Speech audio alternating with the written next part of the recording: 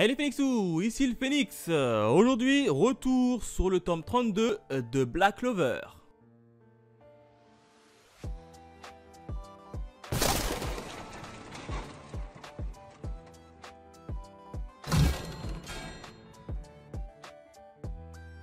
Allez, comme d'habitude, on revient sur la jaquette et sur les différents bonus. Sur la jaquette, on a qui? Eh ben, on a Asta en mode Union.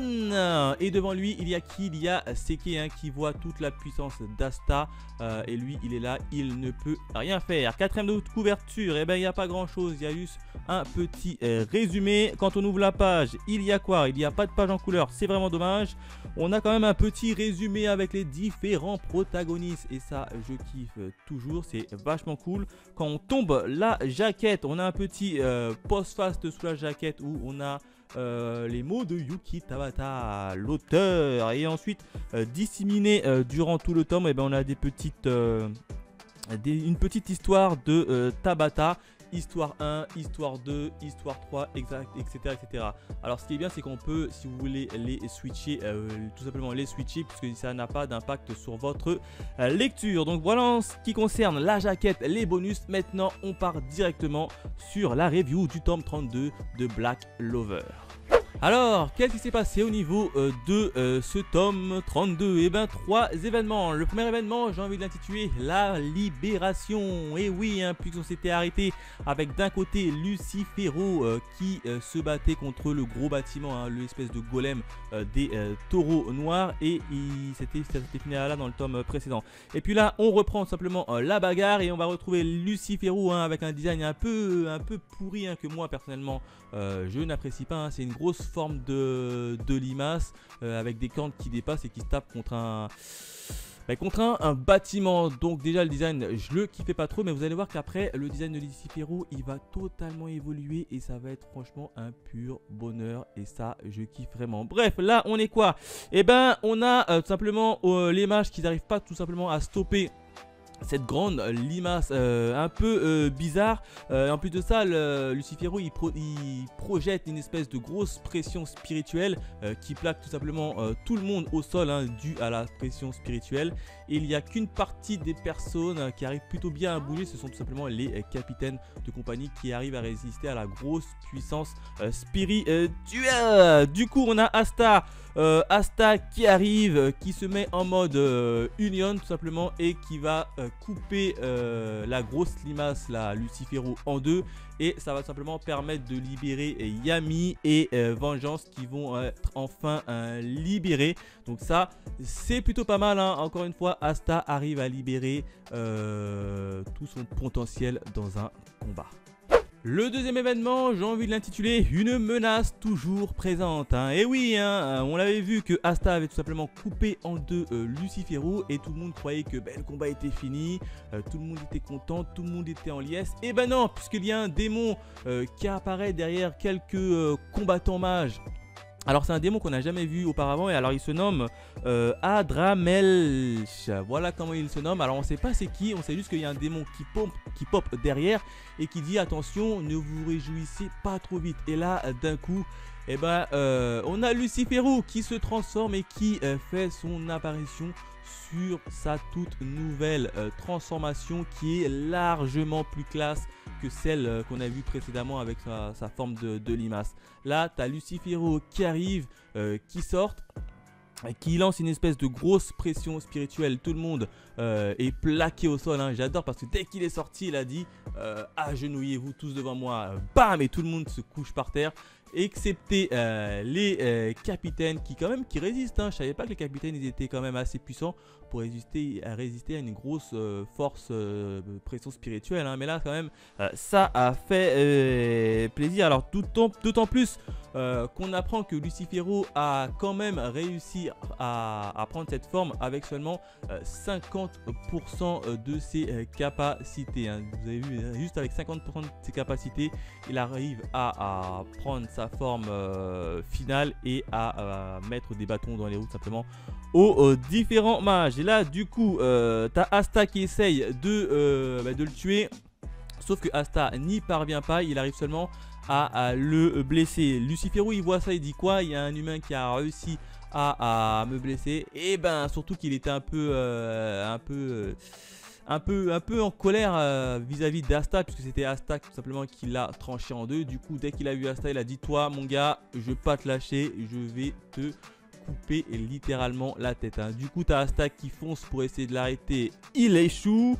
Et du coup, tu as tous les capitaines qui arrivent, qui disent la seule personne qui est capable de vaincre avec sa magie Lucifero, c'est Asta. Du coup, tu as tous les capitaines qui arrivent et qui essayent de protéger Asta. Mais manque de peau, les capitaines, ils sont tous impuissants face à la puissance de Lucifero, hein. Les attaques qu'il lance ne lui font absolument rien. Il y a même Nash et Yuno qui rentrent dans la bagarre, mais rien n'y fait. Lucifero est vraiment puissant. Enfin, le troisième événement, j'ai envie de l'intituler la contre-attaque, hein. Et oui, hein, puisque Asta a été grièvement blessé par Lucifero, t'as Mimosa qui intervient et qui tente de soigner Asta. Sauf que cette dernière n'y parvient pas. Alors là, je n'ai absolument pas compris ce que notre cher Yuki Tabata nous a fait, hein, puisque dans le tome précédent, on avait Mimosa qui était un peu la goat, hein. Mimosa qui arrive, qui soigne Gadja, qui soigne Ril qui est un capitaine et qui soigne la capitaine avec des formes de rose, etc. J'ai oublié le nom. T'as quand même Mimosa qui arrive, clac, d'un claquement de doigts, elle les soigne tous les trois, hein, d'autant plus que Gadja, il était censé être mort, hein, mais vraiment mort de chez mort. Elle arrive facilement à le soigner. Et là, tu as Asta qui est blessé. Alors certes, il s'est fait blesser par Lucifero, mais il est toujours vivant. Elle arrive et puis là, elle dit: mince, j'arrive pas à soigner Asta. Donc là, je n'ai pas compris du tout la logique de notre cher Yuki Tabata. Alors là, Yuki Tabata, il faut que tu m'expliques, hein. Si quelqu'un a compris, mais évidemment, j'attends les explications dans les commentaires. Comment Mimosa, qui est un peu considérée comme la goat avec son pouvoir, arrive à soigner 3 personnes, dont une qui est censée être morte, littéralement le refaire revivre tout simplement à la vie. Et là, tu as Asta qui est blessée. Elle n'arrive pas à le soigner. Donc là, la cohérence, elle est un peu à l'envers, non? J'aurais préféré que les 3 que Mimosa a soignés n'arrivent tout simplement pas à être soignés et meurent. Et là, par-delà de ça, Mimosa arrive et n'arrive pas à soigner Asta. Ce sera beaucoup plus logique dans ce sens-là. Mais là, ça a été tourné un peu à l'envers. Elle arrive à soigner quelqu'un qui est quasiment mort. Et par contre, une petite blessure de Asta, elle n'arrive pas à le soigner, hein. D'autant plus qu'on n'a aucune... on ne sait pas pourquoi elle n'arrive pas à soigner Asta. Alors peut-être que ce sera expliqué dans le tome suivant, mais en tout cas rien nous a été dévoilé. Elle arrive, elle essaye de soigner, elle dit non, ma magie s'est rompue, hein. D'autant plus que Mimosa n'a pas eu de combat entre temps, donc elle a encore toutes ses capacités physiques mais là franchement petit point, hein, Mimosa qui était censée être la goat, eh ben Mimosa ici ne sert strictement à rien. Et c'est ça que ça me gêne beaucoup, hein, puisque ce n'est plus du tout cohérent avec le tome précédent et les actions de Mimosa. Voilà, petit aparté, même longue aparté terminée. Maintenant, on va revenir sur le troisième événement, hein, qui est intitulé la contre-attaque. Et puis là, justement, tu as Yami qui est soigné par son équipe, hein, les taureaux noirs.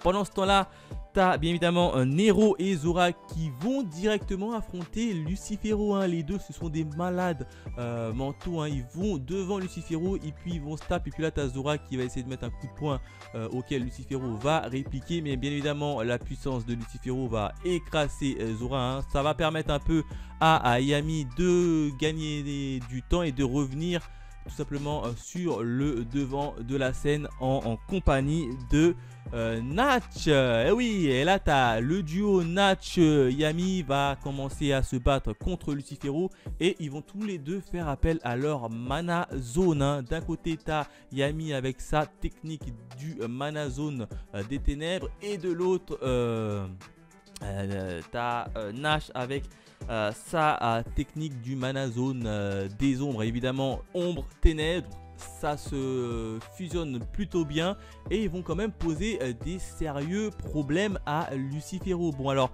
ce ne sera pas des gros problèmes, hein, puisqu'on va voir que Yami va réussir à toucher Lucifero, mais ça va lui faire une toute petite égratignure de rien du tout.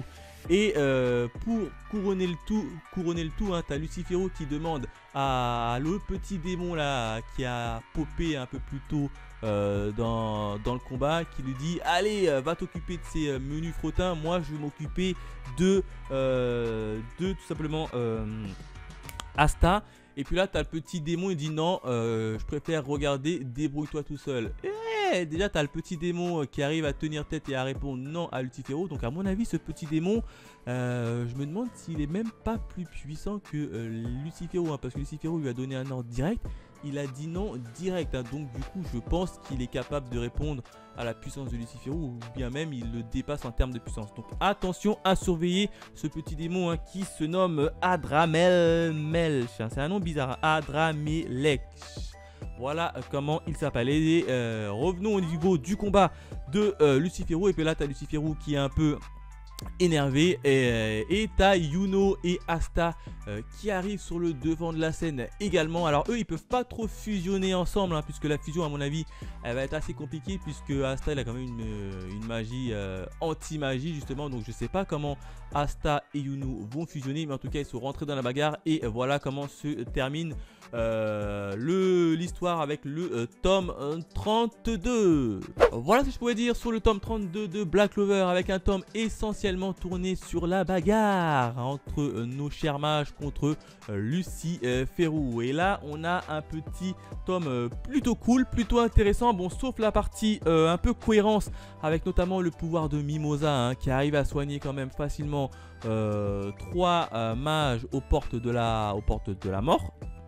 Et puis là, elle n'arrive pas tout simplement à soigner Asta, qui est tout seul et qui est seulement blessé. Donc petite incohérence où je ne retrouve pas la Mimosa que j'avais laissée dans le tome 31. À part ça, le reste, il est plutôt bon, il est plutôt costaud. On a enfin la nouvelle forme de Lucifero, avec une forme en forme limace que je n'appréciais pas trop. Là, sa nouvelle forme, elle est putain de classe. Un petit démon là qui est caché, qui fait ses petits commentaires, mais qui à mon avis, il faudra faire attention à lui. Et je pense que dans le combat final, les seuls qui pourront vaincre Lucifero, ça sera peut-être soit Asta, ou alors soit Yami, hein, Yami qui a un petit pouvoir lié avec les ténèbres, hein, d'autant plus que quand ils sont venus sauver Yami, et ben Yami il était en pleine forme, il avait toute sa puissance, alors que Vengeance avait quasiment plus de puissance. Donc à mon avis, les deux qui pourront venir à bout de Lucifero, ça va être Asta et Yami, hein. J'ai trop hâte de voir le combat final. Voilà ce que je pouvais dire. Si je devais mettre une petite note, allez, petite note. Je suis sympa aujourd'hui, j'aurais mis la note de 4 sur 5. Hein. Pourquoi? Il n'y a toujours pas de page en couleur. Et une petite incohérence qui m'embête un peu avec Mimosa. Voilà, n'hésitez pas à me dire ce que vous avez pensé de ma review du tome 32. Bref, quant à nous, on se retrouve très vite. Allez, bye mes Phoenixous.